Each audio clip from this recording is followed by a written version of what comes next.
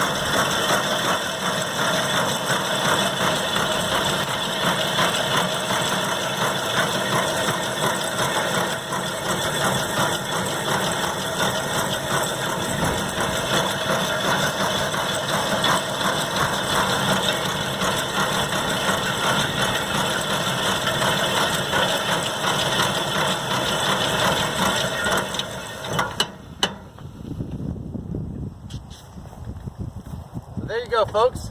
A whole manure spreader on one single 100-foot long bed. And so, come on over, take a look at this. So, it's amazing when you start to spread piles of stuff on a large surface area, how fast it just disappears.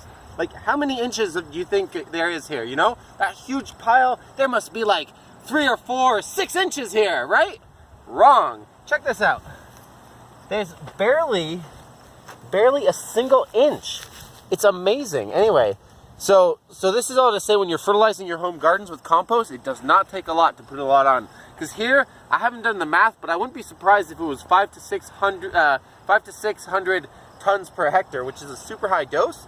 And so anyone who knows stuff about soil chemistry is probably thinking, hold on, Farmer Joe, aren't you going to have some wicked nitrogen tie-up in your fields after this? And I would say, yeah, absolutely.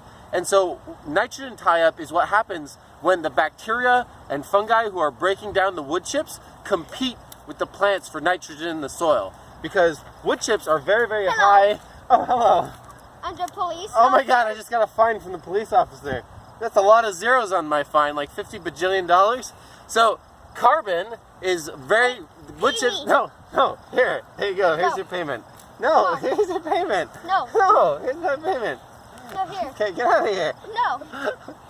Give me. Okay, so carbon, lots of carbon in the wood chips, and the microorganisms need a bit of nitrogen. They use the nitrogen as they break down the carbon. And so they're going to go scavenge all the available nitrogen in the soil and tie it up temporarily as they use the nitrogen to break down the carbon.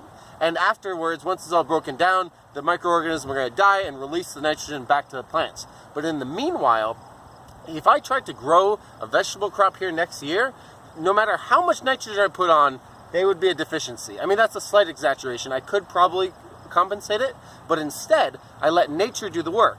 And so here in our crop rotation, we have a 3-year alfalfa, clover, and grass segment in our cover crop where we don't even harvest it, we just mow it and leave it there to leave it as a mulch. And so these wood chips will have 3 years to decompose before I come back and plant a vegetable crop here.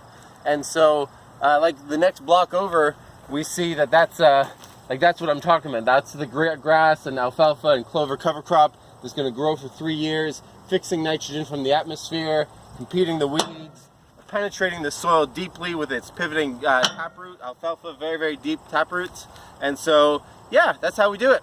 So, you know, it's not simple, but it's so stimulating and so satisfying to do, and so satisfying to see that, you know, by using free resources like wood chips that we get for free. We are storing that carbon in the soil and increasing the soil's fundamental capacity to produce food now, but also for the long term. I can just I just imagine the day some farmer rents this farm like long time from now when I'll be dead, and they'll do the soil analysis and be like, what? Wow, this is crazy. So anyway, that's the idea.